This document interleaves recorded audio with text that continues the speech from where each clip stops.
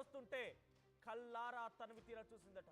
ఇది ఏకంగా అక్కడ అక్యూజ్డ్ ఎవరైతే ఉన్నారో ఆ నిందితులని పోలీసులు విచారిస్తుంటే ఆ పోలీసుల విచారణ నిందితులు బయటపెట్టిన అంశం తన భర్తని చంపుతుంటే నవ్వుతూ తన భర్త వైపుగా చూసిందట. తన భర్త గొంతు కోస్తూ గొంతులో నుంచి రక్తం చిందిస్తూ ఉంటే తన భర్త శవాన్ని చూసి ఒక శునకానందాన్ని పొందిందట ఆ సదరు మహిళ. సో ఇంత దుర్మార్గం గమనించండి. పెళ్లి చేసుకోవడం ఇష్టం లేకపోతే మానేయాలి, లేకపోతే ఒక వైపుగా వెళ్ళిపోయి పరారైపోవాలి, లేకపోతే ఆ బాయ్ ఫ్రెండ్ ఎవడో ఉన్నాడో వాడిని తీసుకొని ఎక్కడికైనా వెళ్ళిపోవాలి. కానీ ఎంత పక్కా ప్లాన్ ఎగ్జిక్యూట్ చేసి చూడండి. మే 11న వివాహం అయితే 20న మేఘాలయ హనీమూన్ ట్రిప్ కోసమని అంతా స్కెడ్యూల్ చేసింది తనే. 4 రోజుల తర్వాత అంటే మే 11న ఎప్పుడైతే తనకు వివాహం జరిగిందో ఆ తర్వాత అత్తవారింటికి వెళ్ళింది. 4 రోజుల తర్వాత తిరిగి ఎగ్జాక్ట్గా మే 15న తిరిగి మళ్ళీ వారి అమ్మ వాళ్ళ ఇంటికి వచ్చేసింది. అయితే అమ్మ వాళ్ళ ఇంటి దగ్గర ఉండగానే, తల్లిదండ్రుల దగ్గర ఉండగానే తన అన్న గౌరవ్ కంపెనీలో పనిచేసేటువంటి ఒక రాజ్ సింగ్ కుష్వాహా అనే వ్యక్తితో ఆ పరిచయం ఏర్పడింది. ఆ పరిచయం కాస్త ప్రేమగా మారింది. వారిద్దరి మధ్య చాలా దూరం వరకు వెళ్ళింది కథ. కానీ ఆ తల్లిదండ్రులు ఏం చేశారు, ఈ విషయాన్ని గమనించి వెంటనే తన కూతురికి పెళ్లి చేయాలని చెప్పి రాజా రఘువంశితో బలవంత పెళ్లి చేశారు. మరి అక్కడ ఆ అమ్మాయి నటిస్తూ పెళ్లి చేసుకుంది.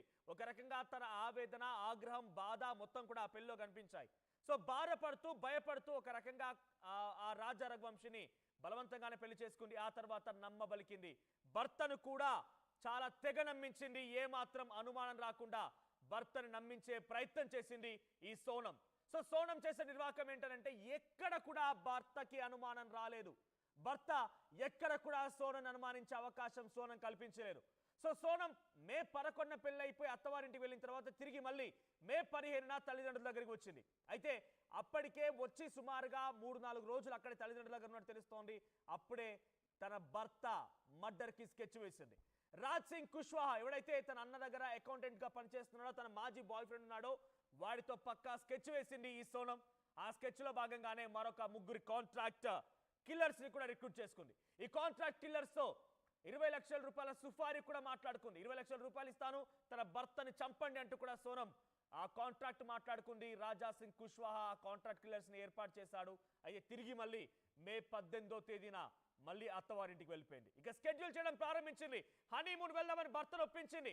హనీమూన్ వెళ్దాం, హనీమూన్ ట్రిప్ ఎంజాయ్ చేద్దాం, మనం హనీమూన్ వెళ్ళాలి కదా అని చెప్పేటువంటి మాటల్ని పదే పదే భర్తకు చెప్పింది. ఏకంగా భర్త ఎటువంటి బట్టలు వేసుకోవాలి, తన ఒంటిపైన ఎటువంటి బంగారు ఆభరణాలు ధరించాలనేటువంటి మాటను కూడా సదరు సోనం తన భార్య చెప్పిందట.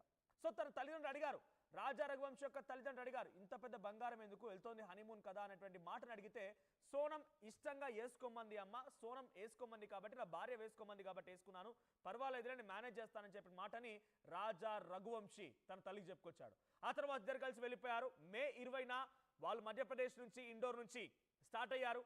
ఇక మేఘాలయ మే 20న చేరుకున్నారు. 21న ఒక హోటల్లో ఉన్నారు. తిరిగి 22న వారు 20వ తేదీన స్టార్ట్ అయ్యి 21వ తేదీన సుమారుగా రీచ్ అయ్యారు.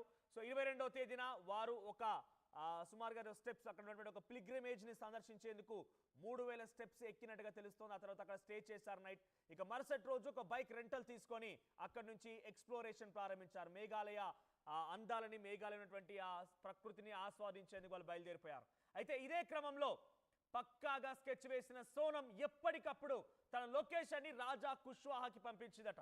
రాజ్ సింగ్ కుష్వాహా తన బాయ్ ఫ్రెండ్కి పంపించిందట.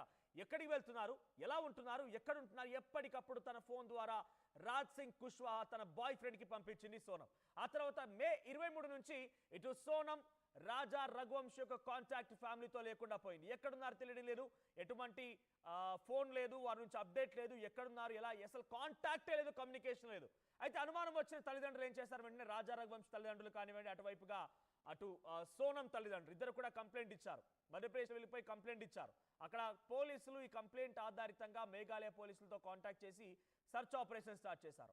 ఇక మే 27న ఇది కాస్త ఇంకా దొరక్కపోయేసరికి సుమారుగా 4 రోజులు కావస్తోంది.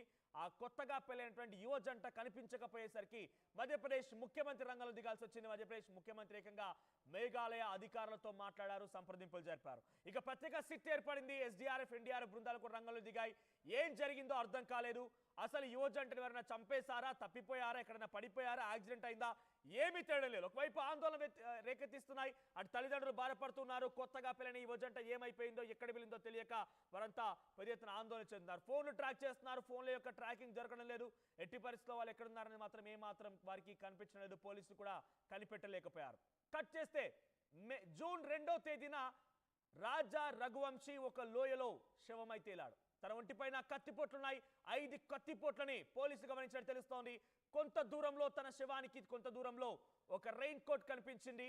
ఆ రెయిన్ కోట్ వైట్ కలర్ లో ఉంది. ఇంతకీ రెయిన్ కోట్ ఎవరిదని పోలీసులు ఇంకా తేల్చలేకపోయారు. ఎవరైనా హత్య చేసిన వాళ్ళు అయి ఉంటుందా, అసలు ఏం జరిగి ఉంటుందని తేల్చలేకపోయారు. సో ఇలా కొంత విచారణ కొనసాగుతుండగానే సిట్, ఎస్డీఆర్ఎఫ్, ఎన్డీఆర్ఎఫ్ బృందాలు రంగంలో దిగిపోయి వారు ఎలా ప్రయాణం చేశారు, ఎలా వచ్చారు, ఎలా వెళ్ళిపోయారని పూర్తిగా కూలంకషంగా విచారించేటువంటి క్రమంలో సీసీటీవీ ఫుటేజ్ని పరిశీలిస్తే మే 23న వారు ఎక్కడి నుంచి అయితే ప్రారంభమయ్యారో ఒక బైక్ రెంటల్ తీసుకొని ఆ కేఫ్ దగ్గర నుంచి వాళ్ళు వెళ్ళిపోయినటువంటి ఆ దృశ్యాలని పోలీసులు గుర్తించారు. అయితే అక్కడ కనిపించింది ఆ వైట్ కలర్ రెయిన్ కోట్ ఎవరిదో కాదు, అక్కడ కనిపించే అమ్మాయి సోనమే. సోనం తన భర్త రఘువంశీతో కలిసి ఒక బైక్ పైన ఆ ట్రిప్ ని ఎంజాయ్ చేసేందుకు, ఎక్స్ప్లోర్ చేసేందుకు ఒక రెంటల్ బైక్ పైన వారిద్దరు ప్రయాణం స్టార్ట్ చేశారు. అయితే ఆ రెయిన్ కోట్ ఎవరిదో కాదు, సోనందే. అయితే సోనంను కూడా హతమార్చి ఉంటారు. సోనం పైన అత్యాచారానికి చేసేటువంటి వారు దుండగులు ప్రయత్నం చేసి ఉంటారు. సోనంని ఎత్తుకెళ్లిపోయి ఉంటారు. అందులో భాగంగానే ప్రతిఘటించిన రాజా రఘువంశీపై హత్య చేసి ఈ రకంగా చంపేసి ఉంటారంతా భావించారు. ఇదే సమాచారం కుటుంబానికి చేరింది. రాజా రఘువంశీ యొక్క మృతదేహాన్ని ఇంటికి పంపించారు. రాజా రఘువంశీ యొక్క మృతదేహం అంత్యక్రియల్లో కూడా ఇక్కడ సోనం బాయ్ ఫ్రెండ్ గా చెప్పబడుతుంది రాజ్ సింగ్ కుష్వాహా కూడా పాల్గొన్నాడు. ఆ తల్లిదండ్రులు ఓదార్చే ప్రయత్నం చేశాడు. అటు రాజా రఘువంశీ యొక్క కుటుంబీకుల్ని ఓదార్చే ప్రయత్నం చేశాడు రాజ్ సింగ్ కుష్వాహా. పాపం వాళ్ళకేం తెలియదు, వీడే దుర్మార్గుడు అక్కడ వెళ్ళిపోయి చంపేసిన విషయం ఎవరికీ తెలియదు. అటువైపుగా సోనం కనిపించడం లేదు, ఒకవైపు కోడలు కనిపించడం లేదు, మరోవైపుగా కొడుకు మరణించాడు. ఏం తెలియడం లేదు. అందరు కూడా ఆ కుటుంబం కన్నీరు మున్నీరుగా విలపిస్తోంది, గుండెలు పగిలేలా ఏడుస్తోంది. ఎక్కడ ఏం అర్థం కావడం లేదు. కట్ చేస్తే ఈ సిట్ బృందానికి జూన్ 9న అంటే 2 రోజుల క్రితం ఉత్తరప్రదేశ్ గజీపూర్ ప్రాంతంలో, వారణాసి టు గజీపూర్ ప్రాంతంలో ఒక దాబా దగ్గర సోనం కనిపించింది. కొంత సోనం తనకు అంటే కొంత అలసిపోయినట్టుగా, టైర్డ్ అయిపోయినట్టుగా కనిపించింది. వెంటనే పోలీసులు గుర్తించి తను అరెస్ట్ చేశారు. అరెస్ట్ చేసి ఏం జరిగిందంటే, నిజమా నా భర్త చనిపోయాడా, నాకు తెలియదే, నన్ను కొంతమంది ఎత్తుకొచ్చారు, నన్ను ఇలా చేశారు అలా చేశారు, ఒక కట్టు కథని అల్లే ప్రయత్నం సోనం చేసింది. కానీ పోలీసులు నమ్మలేదు. పోలీసులు ఎవరు నమ్మలేదు. ఇక్కడ ఏదో జరిగి ఉంటుంది, తను ఇక్కడికి ఎలా రీచ్ కాగలిందనే విషయం ఎక్కడ చెప్పకపోవడంతో పోలీసులు తనని పోలీస్ స్థాయిలో ఇంట్రాగేషన్ చేయడం ప్రారంభించారు.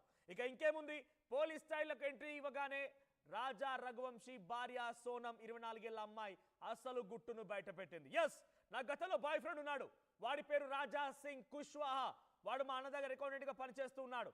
సో కాబట్టి వాడితో కలిసి నేను నా భర్తను చంపేశాను. నాతో పాటుగా మరొక 3 కాంట్రాక్ట్ కిల్లర్స్ కూడా ఉన్నారు. విశాల్ సింగ్, ఆకాష్ రాజ్పుత్, రాజ్ సింగ్ కుష్వాహా, ఈ 4 కలిసి నా భర్తను చంపేయమని నేను 20 లక్షల రూపాయలు ఇచ్చాను.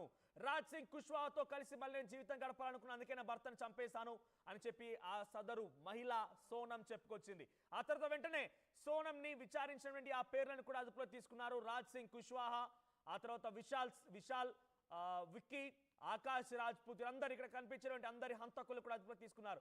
చూడండి, వీళ్ళెవరు కూడా పెద్దగా వయసున్న వారు కాదు, అంతా 20-25 ఏళ్ల వయసున్న వాళ్ళు మాత్రమే. సో ఇన్ఫాక్ట్ సోనంకి 24 ఏళ్ల వయసు ఉంటే, ఇక్కడ తన బాయ్ ఫ్రెండ్ గా చెప్పబడుతున్న రాజ్ సింగ్ కుష్వాహాకి 22 ఏళ్లే. వీళ్ళ ప్రేమ వ్యవహారం సుమారుగా 2-3 ఏళ్లుగా సాగుతుంది. అంటే 20 ఏళ్ల వయసు కంటే ముందు నుంచే 18-19 ఏళ్ళు సుమారుగా అటు ఇటుగా మేజర్ అయిన నాటి నుంచే ఈ రాజ్ సింగ్ కుష్వాహా అనేవాడు ఆ అమ్మాయి సోనంతో ప్రేమ వ్యవహారం